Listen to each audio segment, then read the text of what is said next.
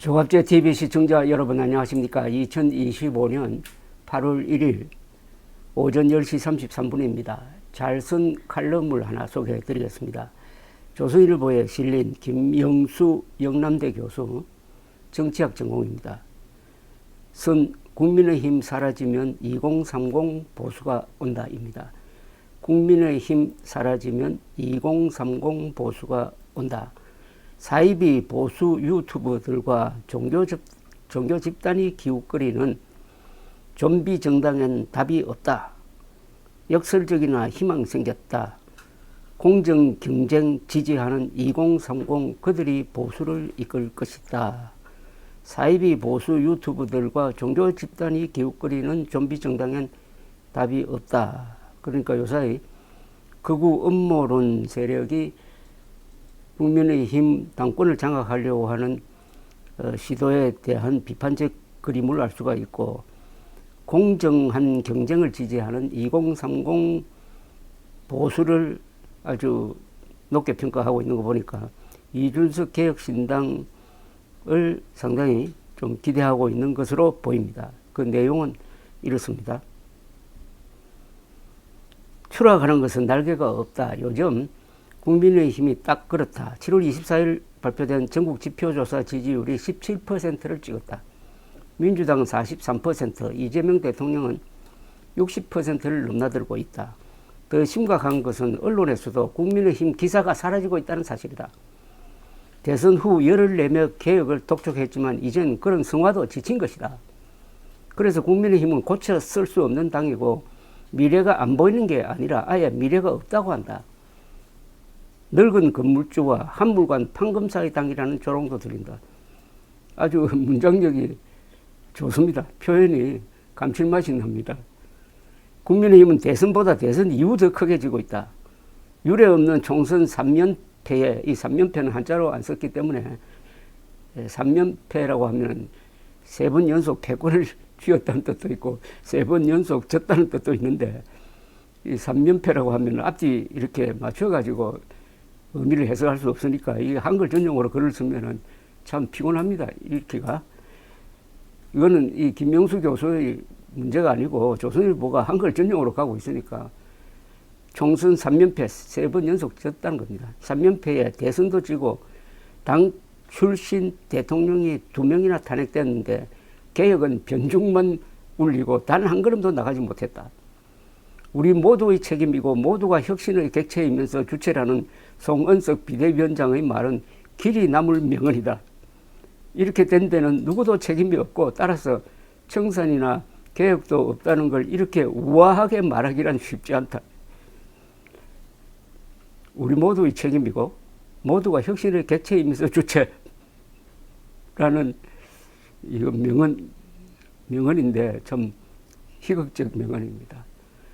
이 송은석이라는 사람이 비대위원장, 원내대표 겸하는 비대위원장으로 뽑았을 때 첫 반응이 그 사람 누구지? 뭘 한 사람이지? 그런데 TK, 대구 경북, 이분이 아마 김천 출신으로 기억되는데 그쪽이니까 별로 한 일이 없는 것 같지만은 고향에서의 지지율은 높다. 뭐 이런 이야기죠. 국민의힘 내부에 팽배한 젖 잘 싸도 유치한 승리 정신이다. 젖 잘 싸는 졌지만 잘 싸웠다는 겁니다. 국민의 회초리를 이렇게 맞고도 이처럼 막무가내로 버티면은 좀비 정당이 틀림없다. 정당으로서 생명이 다한 것이다. 제가 작년 12월 3일부터 국민의힘은 영원히 달아난 좀비 정당이라고, 좀비화되었다는 이야기를 줄기차게 하고 있는데 드디어 이제 이런 말이 좀 확산되고 있는 모양입니다. 국민의힘이 왜 이 지경까지 되었나? 윤석열, 정광훈, 전한길 세 사람이 먼저 눈에 띈다. 모두 보수 진영을 오른쪽 끝까지 끌고 간 주역들이다. 오른쪽 끝에는 극우가 있습니다. 비상계엄을 강행한 눈먼 검객이거나 그걸 계몽령으로 옹호한 선지자들이기도 하다. 지금 국민의힘 내의 찬탄, 반탄, 찬길, 반길 논란도 결국 이들을 둘러싼 분란이다. 그런데 최근 전한길 씨는 국민의힘 당권 주자들이 윤 전 대통령과 전련할 것인지 계속 함께할 것인지 공개 질의서를 보낼 것이라며 국민의힘 내 불합치 축출을 주장했다. 일종의 이단 재판을 하겠다는 선언인 셈이다. 민주정당에서 기가 막힌 일이다. 그런데도 당대표 경선에 나선 김문수 전 고용노동부 장관은 전시를 포용해 용광로 같은 단합을 이뤄야 한다고 했다. 장동혁 의원도 전시가 문제가 아니라 내부 총질자들에 의해 당이 극우 프레임에 빠지는 것이 문제라고 주장했다. 하지만 12.3 비상계엄에 대한 국민적 판단은 이번 대선으로 일단락되었다. 논란이 많았지만 헌법재판소의 판결도 가이드라인이다. 현재 판결은 더불어민주당의 입법 독재와 횡포를 인정하면서도 해결 방법은 민주주의 원리에 따라 조율되고 해소되어야 할 정치의 문제라고 보았다. 그런 관점에서 비상계엄은 민주정치의 전제를 허무는 것으로 민주주의와 조화된다고 보기 어렵다고 판시했다. 현재 결정에 큰 국민적 저항은 없었다. 하지만 국민의힘은 아직 정당 차원에서 그걸 못 받아들인다. 12.3 비상계엄과 그 이후 사태에 책임지는 인적 청산도 당개혁도 새로운 정치적 비전도 없다. 아직도 비상계엄과 탄핵이란 헛개비와 사투죽이다.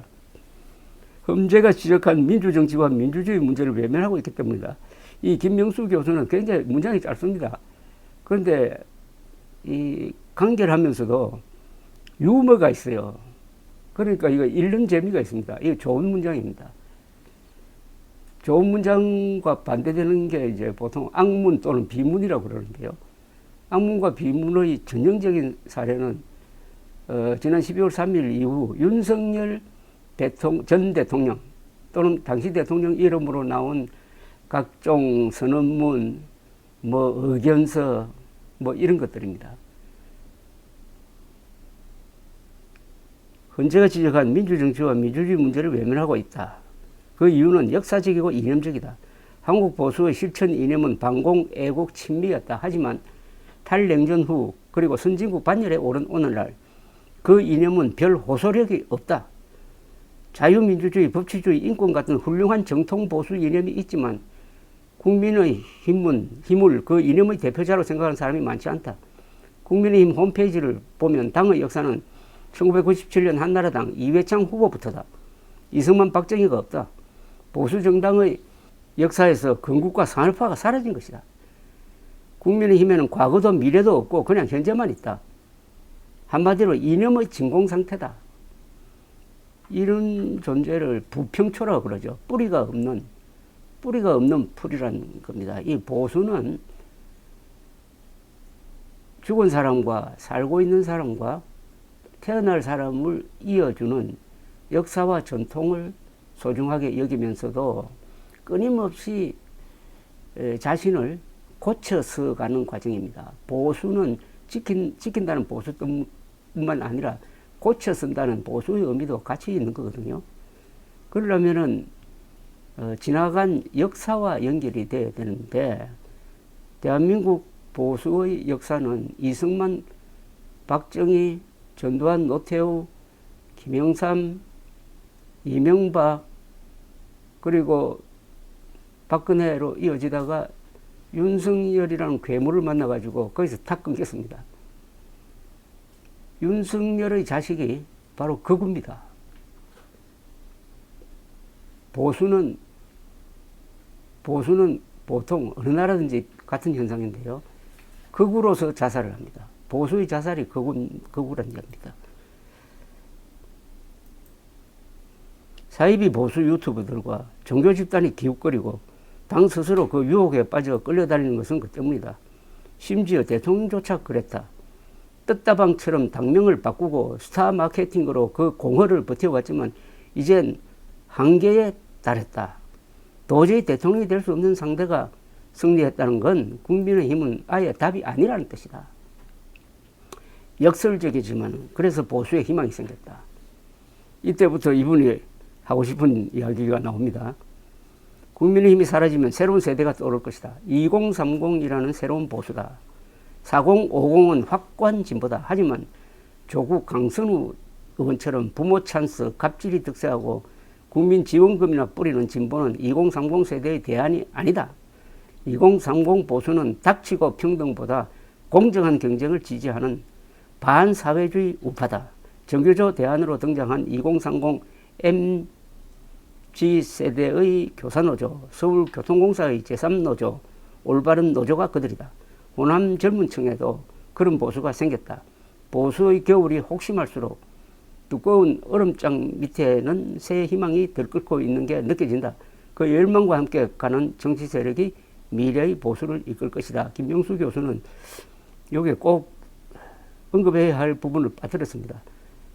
정치적인 어떤 논란에 빠지지 않으려고 그렇게 배려를 한 것 같은데 2030을 확실하게 대표하는 정당은 지금 이준석 대표가 이끄는 개혁신당입니다. 그거는 지난 대선 8.3% 득표율을 기록한 이준석 후보의 지지율 분포 조사를 보면은 2030 세대가 김 교수가 지적했듯이 확실한 경쟁과 공정을 보수의 가장 큰 가치로 생각하는 사람들의 지지를 받고 있고 여기에 아주 상당히 든든한 뿌리를 내리고 있다는 것을 알 수가 있습니다. 문제는 개혁신당이 지금 삼석 정당인데 어떻게 키울 것이냐.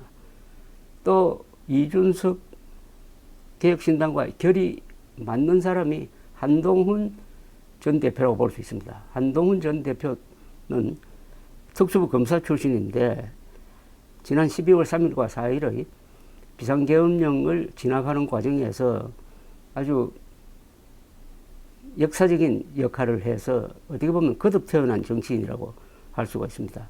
한동훈, 이준석, 2030 이렇게 이어지는 새로운 보수에 기대하는 바가 바로 김명수 교수의 이 글 제목에 담겨져 있습니다. 국민의힘이 사라지면은 2030 보수가 온다. 그래서 이번 달에 있을 국민의힘 전당 대회는 국민의힘이 극우 음모론 당으로 전락할 것이냐 아니면은 보수가 재기할 수 있는 발판을 만들 것이냐 하는 것을 결정하게 될 것입니다. 어떤 면에서는 조기 대선보다도 더 큰 의미가 있습니다. 사실 조기 대선은 그 승부가 이미 작년 12월 3일에 결정이 됐던 것입니다.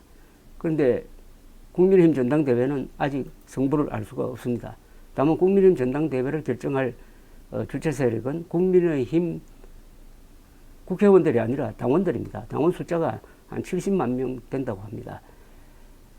한국 현대사에서 야당의 당원들이 결단을 내려가지고 지도부를 교체하고 노선을 바꿈으로써 역사가 크게 바뀐 적이 몇 번 있었습니다. 국민의힘 당원 중에 가장 많은 부분을 차지하는 사람들이 경상도 당원들입니다. 1979년 부마 사태는 부산 마산 시민들이 김영삼 부산 출신, 거제도 출신인데 부산에서 정치적으로 성장했는데 김영삼 총재를 박정희 정권이 뉴욕타임즈와의 인터뷰를 빌미로 삼아 제명한 데 대한 격분으로 나타난 것이 부마 사태였고 그 열흘 뒤에 11.6이 있었습니다. 그 사건의 또 다른 의미는 경상도 사람들이 들고 일어나가지고 경상도에 뿌리가 있는 박정희 정권을 무너뜨렸다는 점이죠. 그런 대의 멸친하는 큰 정의를 위해서는 친하고 하는 것을 다 물리치는 그런 결단을 경상도의 국민의힘 당원들이 내릴 거냐 말 거냐에 의해서 보수의 미래 그리고 한국 정치의 미래가 상당 부분 결정될 것으로 보입니다. 감사합니다.